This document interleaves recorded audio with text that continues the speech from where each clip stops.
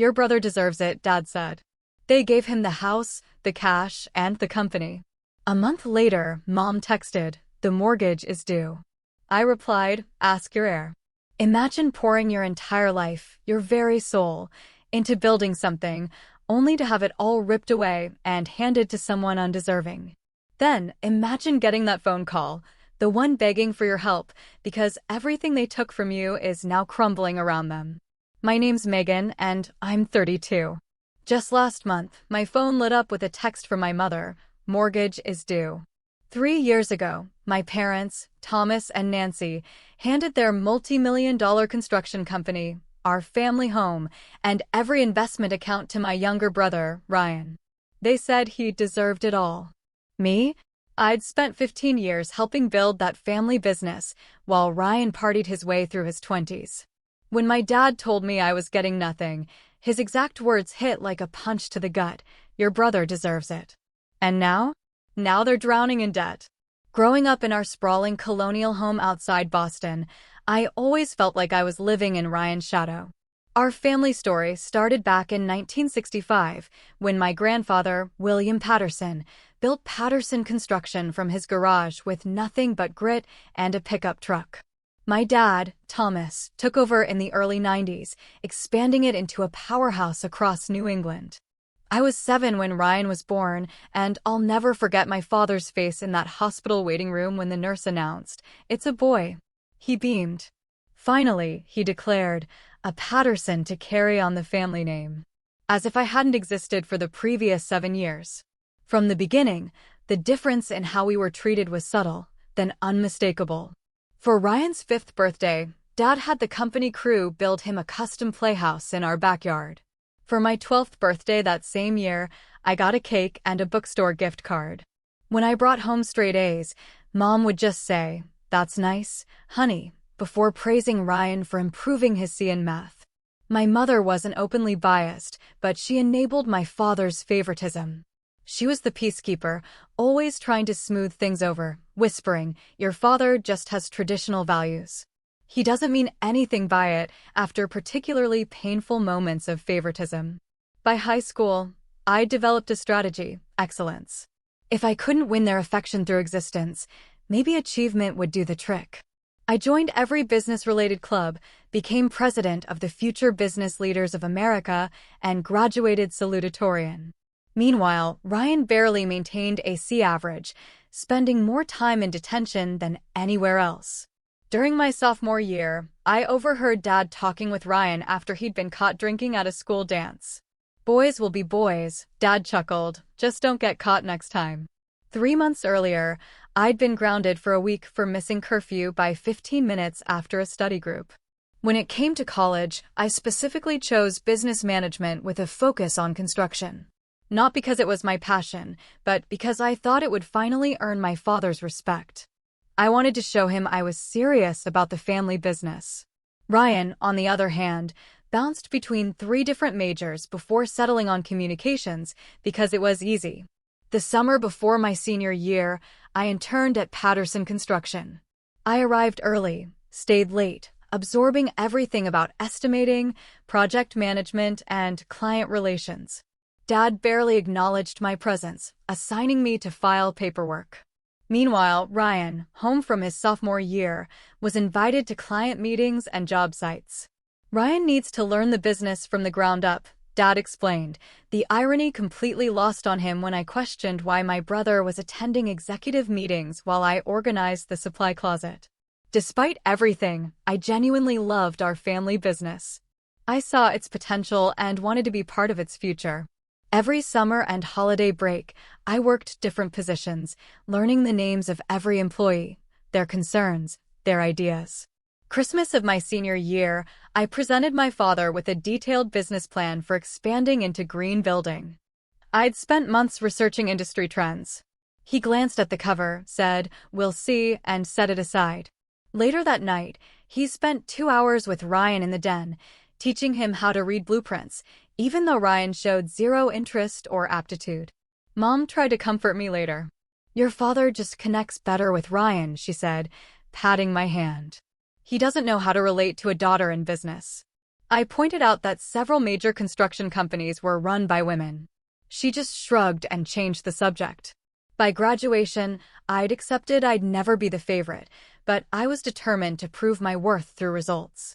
I believed actions spoke louder than words. Looking back now, I recognize the naivety in that hope. No amount of excellence can overcome entrenched favoritism, especially when it's reinforced by traditional gender expectations. Despite everything, I never gave up.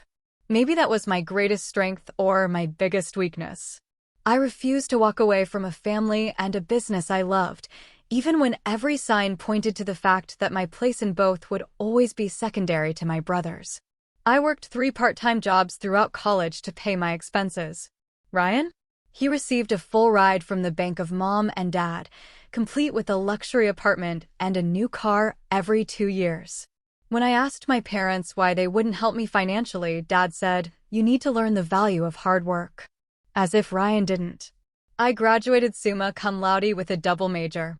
Ryan barely scraped by with a 2.3 GPA after 5.5 years. At my graduation dinner, Dad raised a toast to Megan, who always does things by the book. 6 months later, at Ryan's graduation, he wept openly. "To my son, who will carry the Patterson name into the future of our business." When I officially joined Patterson Construction after graduation, I was placed in an entry-level estimating position, despite my qualifications. My starting salary was lower than recent hires with less education. "You need to understand every aspect of the business from the ground up," Dad explained. 3 weeks later, Ryan was installed in a newly created Vice President of Client Relations role, complete with a corner office and company car. During my first year, I identified nearly $400,000 in potential savings through more efficient material ordering processes. I created spreadsheets, tracked historical pricing, and found patterns that allowed us to negotiate better rates. When I presented my findings in a management meeting, Dad nodded and said, "Interesting," before moving on to Ryan's presentation about hosting a company golf tournament. Despite the constant disappointment, I continued to excel. I became known among project managers as the person who could solve problems. Material shipments delayed? I found alternatives. Subcontractors failed to show? I had backups. I built relationships with everyone, from the receptionist to the lead foreman. One particular project stands out. We were building a medical office complex with a tight deadline and substantial penalties for late completion. 2 months in, our project manager quit unexpectedly. Ryan was supposed to step in, but he was on a 3-week European vacation with friends. Dad was in a panic until I volunteered to take over. I worked 14-hour days for 6 straight weeks. I renegotiated with subcontractors, reorganized the schedule, and personally supervised critical phases. We completed the building 2 days ahead of schedule and under budget. The client was so impressed, they immediately contracted us for their next expansion. At the completion ceremony, I stood in the background while Dad and Ryan, who had returned just in time, cut the ribbon. The client CEO specifically asked for me, shook my hand, and said, "This wouldn't have happened without you." Dad overheard and looked momentarily uncomfortable before clapping Ryan on the shoulder and saying, "The Patterson men know how to deliver." Meanwhile, I lived modestly in a small 1-bedroom apartment while Ryan purchased a waterfront condo using his executive compensation package. I brought lunch from home and drove a 10-year-old Honda. Ryan expensed client lunches and drove a company-leased BMW. I built my savings account while Ryan accumulated credit card debt that my parents periodically paid off. The company continued to grow, largely due to the systems and client relationships I developed. I created a new division focusing on sustainable construction that attracted prestigious clients. These projects carried higher profit margins and built our reputation as an innovative firm. Dad took credit for the initiative in industry publications, despite having initially dismissed my proposal. Ryan's contributions were less tangible. He was the face at charity galas and golf tournaments. He charmed the wives of clients at holiday parties. He was photogenic in company marketing materials. When he did manage projects, they typically ran over budget and behind schedule, requiring other managers, usually me, to step in and salvage them.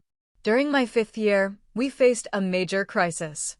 A significant commercial project was on the verge of collapse after Ryan approved design changes without calculating the structural implications. The client was threatening legal action, and our reputation was at stake. Ryan was conveniently sick the week this all came to light. I spent 2 weeks negotiating with architects, engineers, and the client to find a solution. I secured additional financing, brought in specialized subcontractors, and personally supervised the remediation work. The project was saved, albeit with reduced profit. When the dust settled, Dad called me into his office. For a moment, I thought recognition was finally coming. "You've done good work cleaning up the situation," he said. "But in the future, consult with me before making financial commitments of this magnitude. Ryan made a mistake, but he's learning. We need to support him while he grows into his role." I sat there, stunned into silence. 10 years of dedication, and I was still being treated as subordinate to my brother, who couldn't be bothered to show up when things got difficult. That night, I seriously considered leaving the company for the first time. But I'd invested so much of myself in Patterson Construction that walking away felt like admitting defeat. Besides, where would I go? This was the family business. My business too. Or so I thought. The evening that changed everything began normally enough. Mom invited Ryan and me to Sunday dinner, saying Dad had an important announcement. I assumed it was about the new office building we were planning, or perhaps the expansion into commercial real estate I'd been researching. I arrived 15 minutes early, as usual, bringing a bottle of Dad's favorite scotch. The house I grew up in looked the same as always, impeccably maintained, 4-bedroom colonial with the Patterson Construction sign proudly displayed near the driveway. 25 years of business success had allowed my parents to add a sunroom, swimming pool, and extensive landscaping to the property I still thought of as home. Ryan arrived 20 minutes late, offering no apology. Mom fussed over him as if he'd returned from war rather than the short drive from his condo. Dad beamed with pride when Ryan mentioned he'd just put a deposit down on a boat. No one asked about my recent successful negotiation of a contract that would secure work for the company for the next 3 years. During dinner, Dad cleared his throat and raised his glass. "I've been thinking about the future of Patterson Construction," he began. "I'm not getting any younger, and it's time to plan for succession." My heart quickened. This was the moment I'd been working toward after 15 years of dedication. Surely Dad recognized my contributions and commitment. "Your mother and I have decided it's time to start stepping back from day-to-day operations," he continued. "We want to travel, enjoy our golden years, and watch the business continue to thrive under new leadership." I sat up straighter, mentally reviewing the transition plan I'd been quietly developing for years. "Therefore," Dad said, turning directly toward Ryan, "we've decided to transfer ownership of Patterson Construction to Ryan, effective immediately." The room started spinning. I gripped the edge of the table. "Additionally," Dad continued, as if he hadn't just shattered my world, "we'll be transferring the house and our investment accounts to Ryan as well. He'll need these assets to secure the company's future growth." "What about Megan?" Mom asked quietly, the first indication that perhaps this hadn't been a unanimous decision. Dad barely glanced my way. "We're offering Megan a generous severance package in recognition of her years with the company. 3 months' salary and her company car. That's it." I finally found my voice. 15 years of my life, and I get 3 months' pay while Ryan gets everything? "Your brother deserves it," Dad said firmly, his tone indicating the matter was settled. "He's a Patterson man. The company should stay with the family name." "I'm a Patterson too," I said, my voice shaking. "Until you marry," Dad replied dismissively. "Besides, Ryan has a vision for the company's future." Ryan smirked across the table. "Don't worry, sis, I might find a place for you in the new organization. Maybe in HR or something." I looked at Mom, hoping for support, but she stared at her plate. "We just want what's best for the company," she murmured. "What's best for the company?" I stood up, knocking my chair backward. "Ryan doesn't know the first thing about running this business. He can't read a balance sheet, he's never completed a project on time, and half the crews refuse to work with him because he doesn't know what he's talking about. That's enough." Dad slammed his hand on the table. "This decision is final. The paperwork has already been prepared. Did you ever intend to include me in the company's future? I asked, tears threatening. Dad's expression softened slightly. Megan, you're smart. You'll land on your feet. But Patterson Construction needs a Patterson at the helm. It's tradition. A male Patterson, you mean? I said bitterly. Don't make this about gender, Ryan interjected. It's about who Dad trusts to carry on his legacy. I looked around the table at my family. Dad, resolute in his decision. Mom, unwilling to challenge him. Ryan, barely containing his triumph. 32 years of trying to prove myself, of loving people who would never value me equally, crashed down around me. Congratulations on your retirement, I said, coldly to my parents. And congratulations on your inheritance, I added to Ryan. I hope you all get exactly what you deserve. I walked out without looking back, ignoring my mother's calls to return. In my car, I finally let the tears come. Not just for the lost inheritance, but for the recognition I'd never receive, for the wasted years trying to earn love that should have been unconditional. The next morning, I submitted my resignation, effective immediately. Dad called, not to apologize, but to remind me about the non-compete clause in my employment contract. You can't work for any competitor within 100 miles for 2 years, he said, as if that was his primary concern. I wouldn't dream of it, I replied, before hanging up. I cleared out my office on a Sunday when no one would be there. 15 years of work fit into 2 cardboard boxes. As I took one last look at the company I'd helped build, I made myself a promise. I would never again allow my worth to be determined by someone else's inability to see it. The first month after leaving Patterson Construction was the hardest. I rented a furnished apartment in Chicago, as far from Boston as I could reasonably go while still staying in the construction industry. Each morning, I woke up questioning my decision. Each night, I reminded myself that staying would have slowly destroyed my soul. I allowed myself 2 weeks to grieve. I cried. I screamed into pillows. I wrote scathing letters to my family that I never sent. Then I got to work rebuilding my life from scratch. My severance package barely covered my first month's rent and security deposit. I dipped into my savings to furnish my apartment minimally and set up my new business, Patterson Consulting. Keeping my name was a small act of defiance. I created a website, business cards, and a LinkedIn profile, emphasizing my experience without mentioning it was a family business. Cold calls and networking events became my daily routine. I introduced myself to everyone in the Chicago construction industry, from subcontractors to developers. Most doors remained firmly closed. Construction consulting from an unknown woman in a male-dominated industry wasn't an easy sell. My first client came through pure desperation. Theirs, not mine.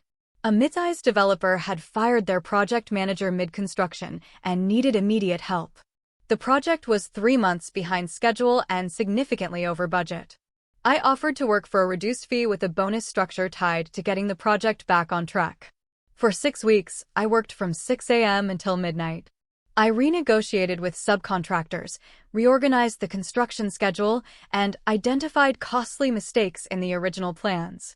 By the end, we had cut the delays in half and identified enough savings to offset the previous overruns. The developer was impressed enough to refer me to 2 colleagues. Suddenly, I had a small client base and positive references. I created a niche for myself, the construction consultant you call when things go wrong. I marketed myself as a problem solver rather than competing directly with established project management firms. For months into my new venture, I received a call from Martin Chin, Patterson Construction's former head estimator. I quit, he announced without preamble. Ryan fired Dolores and Jim last week, said they were too expensive after 30 years with the company. I couldn't stay after that. Martin filled me in on the changes Ryan had implemented. Experienced project managers replaced with his fraternity brothers, reliable subcontractors dropped for cheaper alternatives.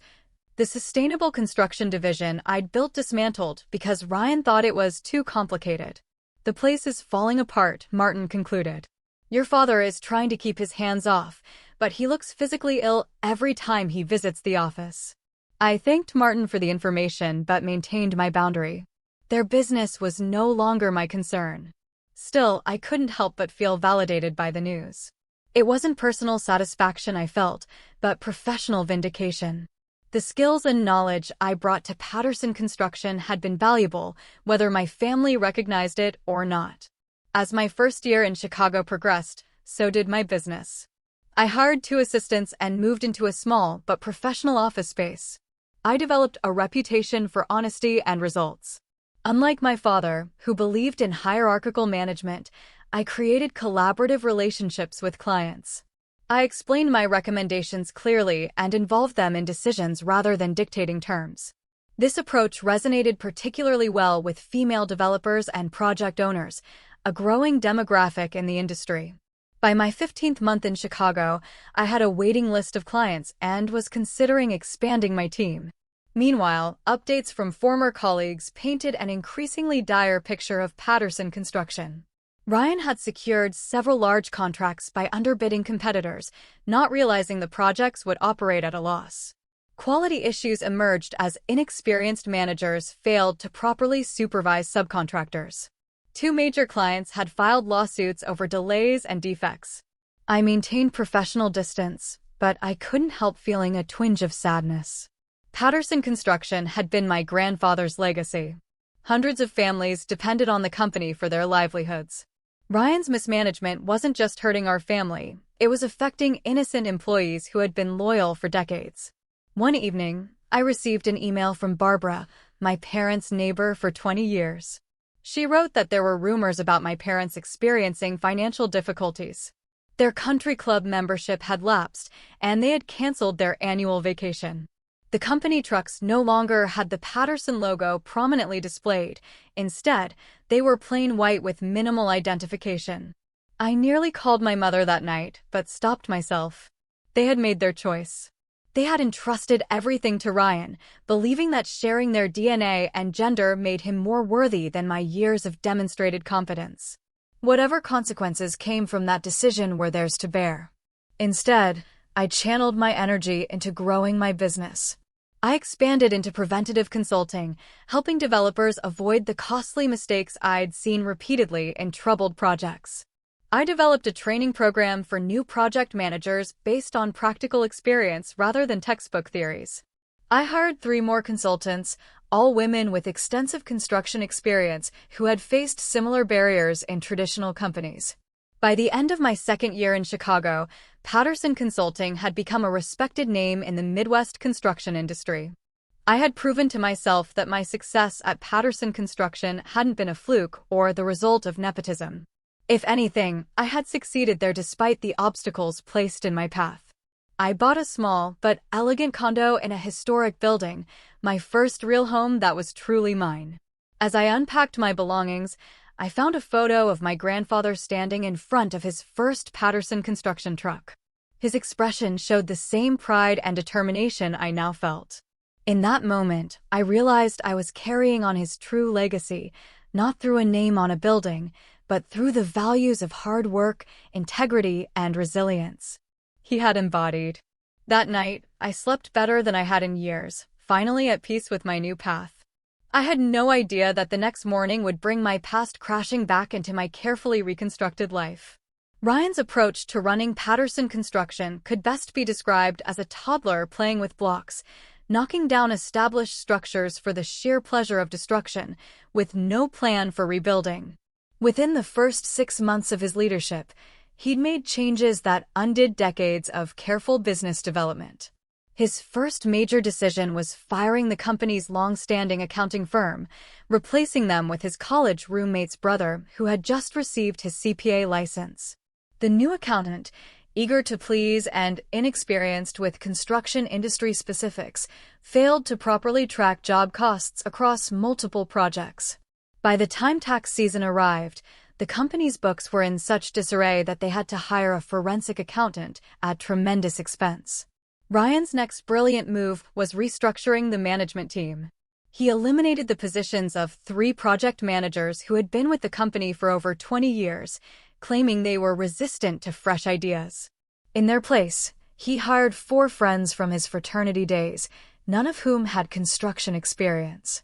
He created new executive titles like Chief Innovation Officer and Director of Brand Experience, complete with six-figure salaries and company vehicles. The Patterson Construction Office, once a model of efficient operation, transformed into something resembling a frat house. Ryan installed a ping-pong table and kegerator in the conference room, claiming it would boost creativity. Monday morning staff meetings were replaced with vision sessions, where Ryan would ramble about his ideas for company expansion while his newly hired executives nodded enthusiastically. Meanwhile, actual construction projects floundered without proper oversight. The green building division I had established, which accounted for nearly 30% of company revenue, was dismantled because Ryan found the certification requirements too complicated. Long-standing clients who had specifically sought out Patterson Construction for sustainable building options took their business elsewhere. Ryan's approach to winning new business was equally disastrous. He slashed bid prices to undercut competitors without understanding the actual costs involved. Patterson Construction began securing contracts that were guaranteed to operate at a loss before the first shovel hit dirt. When estimators tried to explain the problem, Ryan accused them of being negative and not seeing the big picture of growing market share. The company fleet, once maintained on a careful schedule, fell into disrepair as Ryan redirected the maintenance budget to lease a new Porsche as his client development vehicle. Equipment began breaking down on job sites, causing delays that triggered penalty clauses in contracts. Subcontractors who had worked with Patterson Construction for generations found themselves waiting 90 days for payment instead of the standard 30. Many refused to take on new Patterson projects, forcing Ryan to hire unknown subcontractors whose work quality was inconsistent at best. By the 9-month mark, the company's cash reserves, built up over decades of careful management, had been depleted. Ryan began using the company's line of credit to cover regular operating expenses, a cardinal sin in construction management. Interest payments alone were eating up thousands each month. My parents, who had planned to enjoy a comfortable retirement, found themselves increasingly drawn back into the business as problems multiplied. Dad would stop by job sites, wincing at obvious quality issues, but hesitant to undermine his son's authority. Mom started handling accounts payable again when vendors began calling the house demanding payment. Still, they made excuses for Ryan's performance. He's still learning, Dad would tell concerned employees. The market is challenging right now, Mom would explain to friends when they asked why Patterson trucks were disappearing from local job sites. The company's reputation, built over 3 generations, eroded rapidly. General contractors who had previously specified Patterson for their projects began looking elsewhere. The company's bonding capacity, its ability to secure the performance bonds required for larger projects, was downgraded due to financial instability, limiting the size of projects they could bid on. 12 months into Ryan's leadership, the first lawsuit arrived. A commercial client sued for substantial damages when structural issues emerged in a recently completed office building. Investigation revealed that Ryan had approved substituting lower-grade materials than those specified in the contract to save costs. The company's insurance carrier initially denied the claim, citing willful negligence. A second lawsuit followed when an apartment complex Patterson had built developed extensive water damage. The source was traced to improperly installed flashing, a basic construction element that any experienced project manager would have verified. The settlement depleted what remained of the company's cash reserves. Around the 15-month mark, Ryan made his most catastrophic decision. Without consulting financial advisors, he used the company's remaining borrowing capacity to purchase an adjacent property for a planned headquarters expansion. The timing couldn't have been worse. The commercial real estate market was at its peak, and he paid well above market value. Within 6 months, property values declined, leaving the company upside down on the loan. The personal spending continued unabated. Ryan bought a boat, then a vacation property in Florida. He took business development trips to Las Vegas and the Caribbean. Company credit cards were maxed out at high-end restaurants and luxury hotels. With the business hemorrhaging cash, Ryan began tapping into my parents' personal finances. First came short-term loans from their retirement accounts, then mortgaging the family home that had been paid off for years, finally liquidating investment accounts that had been intended to fund their retirement. By the 18-month mark, my parents' comfortable retirement had transformed into a financial nightmare. The company was operating at a significant monthly loss. Their personal savings were depleted. The family home, once a symbol of success, now had a mortgage with payments they couldn't afford. Dad, who had planned to spend his days golfing, was back on job sites at 68 years old, trying to salvage troubled projects. Through former colleagues, I heard that my father had aged 10 years in 18 months. His confident stride had become a worried shuffle. My mother had developed anxiety-related health issues, the stress manifesting physically in high blood pressure and insomnia. Ryan, meanwhile, remained in denial. He blamed the economy, disloyal employees, and demanding clients for the company's problems. He refused to acknowledge his role in the disaster, continuing to draw his executive salary even as the company fell behind on payroll for regular employees. The final straw came when the bank called the company's line of credit due to multiple covenant violations. With no cash to pay it off and no assets left to pledge, Patterson Construction faced imminent bankruptcy. The business my grandfather had started from nothing, that my father had built into a regional powerhouse, and that I had helped modernize for the future, was weeks away from collapse. That's when my phone lit up with a text from my mother. "Mortgage is due. Can we talk?" The text arrived at 7:13 a.m. on a Tuesday. My first instinct was to ignore it. After all, I hadn't heard from her in nearly 2 years, except for a generic Christmas card and birthday text. But curiosity got the better of me. What did mortgage is due even mean? The family home had been paid off for over a decade. I responded with a single question mark. Her reply came slowly. "We had to take out a mortgage to help the company. We can't make this month's payment." I put my phone down and went about my morning routine: coffee, shower, professional attire. The familiar rhythm helped me process this unexpected intrusion from my past. By the time I reached my office, 3 more texts had arrived. "Please, Megan, we're in trouble. Ryan says it's temporary.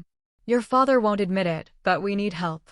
I muted the conversation and focused on my day's appointments. I had a prospective client meeting, 2 project site visits, and a proposal to finalize. My business was thriving precisely because I maintained professional boundaries and focused on solutions rather than drama. My family's financial problems were not my emergency. But as the day progressed, the texts continued. By afternoon, even my father had messaged, "We need to talk. Business matter." Coming from a man who had effectively disowned me from the family business, the irony was almost laughable. After my last meeting, I sat in my office overlooking the Chicago skyline and contemplated my options. I could continue ignoring them, which would be justifiable given our history. I could send money to cover the mortgage payment, which would enable their dysfunction without addressing the underlying issues. Or I could engage, but set clear boundaries. I decided on the third option. Not out of family obligation, but professional curiosity. How bad had things actually gotten? I called my mother at exactly 5:30 p.m. She answered on the first ring. "Megan. Thank God. I've been waiting all day." "I had meetings," I said neutrally. "What's going on with the mortgage?" What followed was a 20-minute monologue of financial disaster. The house had been mortgaged to secure a business loan when the company's credit was downgraded. That loan had been used to cover losses on 3 major projects that Ryan had underbid. The monthly payment was $4,300, substantial for a couple whose retirement income had been decimated by Ryan's business loans from their personal accounts. "We're 3 months behind," Mom admitted. "The bank called yesterday. They're starting foreclosure proceedings next week if we don't catch up." "Where's Ryan in all this?" I asked. A pause. "He's trying his best," she said, unconvincingly. "The market is challenging right now." "Mom," I cut in. "I work in the same industry. The market is booming. Well-run construction companies can't hire fast enough to keep up with demand." Another pause, longer this time. "Your father would like to speak with you," she said finally, passing the phone. Dad's voice had aged. The once authoritative tone now wavered slightly. "Megan, thank you for calling." "I'm listening," I said. neither hostile nor welcoming. He cleared his throat. The situation at Patterson Construction has become complicated. We're facing some temporary cash flow issues that have affected our personal finances. Define temporary and complicated, I replied. What emerged over the next hour was far worse than I had imagined. The company was essentially insolvent. Multiple lawsuits from clients and suppliers were pending. The bank had frozen their business accounts. Ryan had hired and fired 3 CFOs in 18 months, each one quitting when they realized the extent of the financial mismanagement. Employees hadn't received paychecks for 3 weeks. Tax liens had been filed for unpaid payroll taxes. Where's Ryan now? I asked. He's in Florida, Dad admitted reluctantly. At the condo. He says he's meeting with potential investors, but he trailed off. But he's probably on his boat, I finished. Dad didn't confirm or deny. Instead, he got to the point. We need your help, Megan. Financial help. More than that, he said. We need you to come back to help us salvage what's left of the company. I nearly dropped the phone. After everything that had happened, after giving Ryan everything and me nothing, they wanted me to return and fix his mess? You want me to rescue the company that you told me I didn't deserve to be part of? The bitterness I thought I'd processed bubbled up unexpectedly. I made a mistake, Dad said quietly. We all did. But this isn't just about us anymore. There are 47 families depending on Patterson Construction for their livelihoods. People who did nothing wrong except trust our family to lead responsibly. He was playing the guilt card expertly, appealing to the sense of responsibility he had instilled in me. The worst part was, he wasn't wrong. Innocent employees were suffering because of my family's poor decisions. What exactly are you proposing? I asked. A hesitation. Come back as CEO. Full authority to make whatever changes are necessary. Ryan will step back to a business development role only. And my ownership stake? A longer hesitation. We could offer you 20% of the company. I laughed. Out loud. 20% of a company that's effectively bankrupt? That's your offer after I built a successful business from scratch while Ryan drove yours into the ground. 30%, Dad countered weakly. This call is over, I said. If you're serious about my help, have your lawyer draw up papers for 51% ownership, transferable to me immediately upon verification of the company's financial position. Otherwise, good luck with the foreclosure. Megan, be reasonable, Dad started. I am being reasonable. You're asking me to leave a successful business I built to rescue one that you explicitly told me I didn't deserve to own. My terms are non-negotiable. I'll talk to your mother, he said finally. Do that. And while you're at it, talk to Ryan. Explain that his vacation is over. If I come back, he works under my direction, or not at all. After hanging up, I sat in my quiet office, watching the Chicago lights come on as dusk fell. The conversation had left me shaken, not because of their predicament, but because of my response to it. 2 years ago, I would have immediately rushed to help, regardless of the terms. I would have sacrificed my own interests to save the family business out of a misplaced sense of duty. Now, I understood my worth. I had built something valuable on my own terms. If my family wanted to access my skills and experience, they would have to acknowledge that value appropriately. No more giving everything and receiving nothing in return. My phone buzzed with a text from my mother. Your father is talking to the lawyer tomorrow. Please help us, Megan. We have nowhere else to turn. I left it unanswered. Their crisis had simmered for months. It could wait another day while I considered my options carefully. Whatever decision I made would be based on business logic, not emotional manipulation or family obligation. For the first time in our relationship, I had the leverage. The question was, what would I do with it? 3 days after the desperate call from my parents, I boarded a flight to Boston. In my briefcase were 2 documents prepared by my attorney, one for a consulting agreement, the other for a transfer of controlling interest in Patterson Construction. I had no idea which would be signed, if either.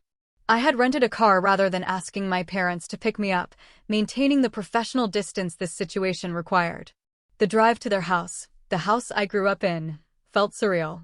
The property looked neglected, with overgrown landscaping and peeling paint on the trim. The Patterson Construction sign near the driveway was gone. My mother opened the door before I could knock, pulling me into a tight hug that I didn't return. My father stood awkwardly in the entryway, looking older and smaller than I remembered. Ryan was noticeably absent. "Where's Ryan?" I asked after minimal pleasantries. "He's coming," Dad said, checking his watch. "He should be here soon." We moved to the living room where financial documents were spread across the coffee table: bank statements, legal notices, tax forms, the physical evidence of their financial collapse. "Before we begin," I said, "I need to understand exactly what I'm walking into. I want to see everything. Bank statements, credit card bills, loan documents, lawsuits, tax notices, everything." For the next 2 hours, my parents walked me through the disaster. The company had over $3.7 million in debt, with virtually no assets remaining. Suppliers were refusing deliveries without upfront payment. 3 major clients had terminated contracts due to delays and quality issues. The family home had a $780,000 mortgage with no payments made in 4 months. "Where did all the money go?" I asked, although I already knew the answer. Dad hesitated, but Mom spoke up. "Ryan made some questionable decisions." As if on cue, the front door opened and Ryan strolled in. He was tanned from his Florida business trip, designer sunglasses perched on his head. He stopped short when he saw me. "Family reunion," he said with forced casualness. "Nobody told me you were coming." "Sit down, Ryan," I said. "We're discussing how you destroyed a 3-generation family business in less than 2 years." His face flushed. "That's not fair." "The market conditions, save it," I interrupted. "I've seen the numbers. This has nothing to do with market conditions and everything to do with incompetence and embezzlement." "Embezzlement," he blustered. "That's a serious accusation." I pulled out a document from my briefcase, a spreadsheet I had prepared analyzing his personal expenditures charged to the company. Country club memberships, first-class flights, the boat, the Florida condo, all purchased with company funds while projects were failing and employees weren't being paid. Ryan looked to our father for support, but Dad stared at the floor. "I was entitled to compensation as CEO." Ryan tried. "Not when the company is insolvent," I countered. "That's textbook fraudulent conveyance, possibly criminal depending on how the funds were documented." The color drained from his face. For perhaps the first time in his life, Ryan realized he couldn't charm or bluster his way out of a situation. "I've reviewed everything," I said, addressing my parents while ignoring Ryan. "There are 2 options on the table. Option 1, I come in as a consultant, charging my standard rates, to develop a restructuring plan that you implement. Option 2, I take controlling interest in the company, 51%, and full authority to execute whatever changes I deem necessary." "This is ridiculous," Ryan interjected. "You can't just waltz in and take control of my company." "Your company?" I raised an eyebrow. "The company you ran into the ground? The company that's weeks away from bankruptcy?" "That company." "Megan is right," Dad said quietly. We all turned to him in surprise. "We gave you every advantage, Ryan. Resources, opportunities, authority, and you squandered all of it." It was the first time I'd ever heard my father criticize Ryan directly. The shock silenced even Ryan. "We'll take option 2, Dad continued. Full control to Megan." Ryan started to protest, but Dad held up his hand. "It's done, Ryan. If you want any hope of salvaging your reputation or staying out of legal trouble, you'll cooperate fully with whatever Megan decides." My mother nodded in agreement, tears in her eyes. I pushed the ownership transfer documents across the table, and my parents signed without further discussion. Just like that, I became the majority owner of Patterson Construction. "Now what?" Ryan asked sullenly. "Now the real work begins," I replied. "Tomorrow morning, 7 a.m. at the office. Everyone, including you, Ryan." The next morning, I arrived at Patterson Construction headquarters at 6:30 a.m. The building that had once been a source of family pride looked shabby and neglected.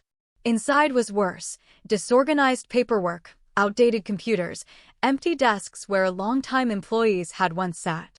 My parents arrived at 6:50. Ryan at 7:20, with a coffee in hand and no apology for his tardiness. I gathered them in the conference room, now devoid of the ping-pong table, but still bearing scuff marks on the walls. Here's how this works, I began. This is a rescue operation, not a family reunion. I'll make decisions based on what's best for the company's survival, not anyone's feelings or expectations. Anyone who can't accept that should leave now. No one moved. Good. First order of business. Ryan, you're removed from all operational and financial responsibilities, effective immediately. You'll work exclusively in client relations, under my direct supervision. Your salary is reduced to match other department heads, company credit cards canceled, company car returned, Florida condo sold. Ryan started to protest, but Dad placed a warning hand on his arm. He subsided, glaring at me. Mom and Dad, you'll serve in advisory capacities only. You have institutional knowledge that's valuable, but no decision-making authority. Your retirement benefits are suspended until the company is profitable again. My mother nodded. My father looked pained, but didn't object. I've contacted key former employees who were terminated or quit under Ryan's leadership.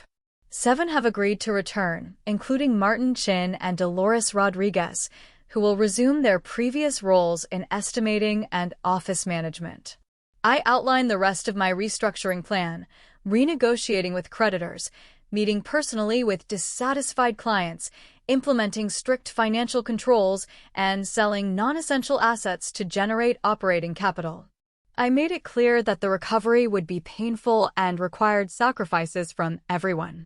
Over the next 3 months, I split my time between Chicago, where my assistant managed ongoing Patterson consulting projects, and Boston, where I implemented the rescue plan. I worked 16-hour days, 7 days a week. I made difficult decisions, including laying off Ryan's fraternity brothers and terminating expensive office leases. The turnaround wasn't immediate, but progress came steadily. We negotiated payment plans with suppliers who respected my reputation in the industry. 2 major clients agreed to reinstate contracts with revised timelines after I personally guaranteed quality oversight. The bank restructured loans based on our realistic recovery plan. Ryan, to my surprise, proved somewhat useful. Once limited to client relations only, stripped of financial authority, but still able to charm potential clients, he secured several small but profitable projects that helped stabilize cash flow.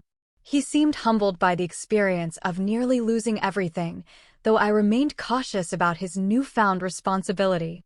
6 months into the rescue operation, Patterson Construction was stable. Not thriving, but no longer at imminent risk of collapse. I had established systems and training that allowed me to scale back my direct involvement. My parents had downsized to a smaller home, using the proceeds from selling their over-mortgaged property to eliminate personal debt. As for me, I maintained majority ownership, but hired an experienced construction executive to handle day-to-day operations in Boston while I returned to my Chicago business full-time. I had proven what I needed to prove to my family and to myself. The most significant change wasn't in the company's financial statements, but in my family's dynamics. My father, who had once dismissed my contributions, now consulted me on every major decision. My mother, who had enabled years of favoritism, apologized tearfully during a private dinner. Even Ryan acknowledged, albeit reluctantly, that the company would have disappeared without my intervention. But the most important transformation was internal. I no longer needed their approval or recognition to validate my worth. I had built a successful business on my own terms, then rescued the family company on my terms. My sense of value came from within, not from external validation.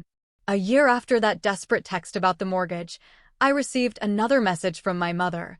The company showed a profit this quarter. Thank you for saving our legacy. I smiled at the message but didn't immediately reply. Instead, I looked around my Chicago office, at the business I had built from nothing, at the team I had assembled based on merit rather than nepotism. This was my legacy.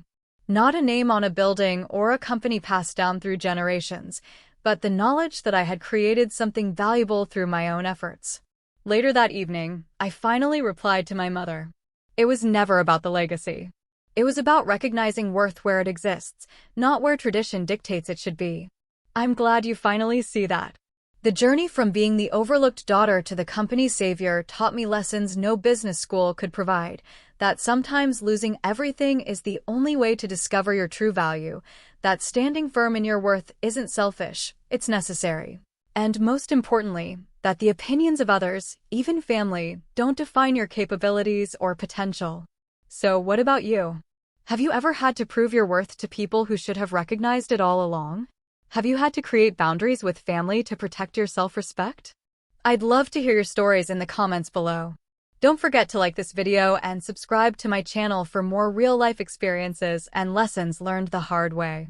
Remember, sometimes the people who should support you the most are the ones who see your value least, until you show them exactly what they stand to lose. Thank you for joining me on this journey, and I'll see you in the next one.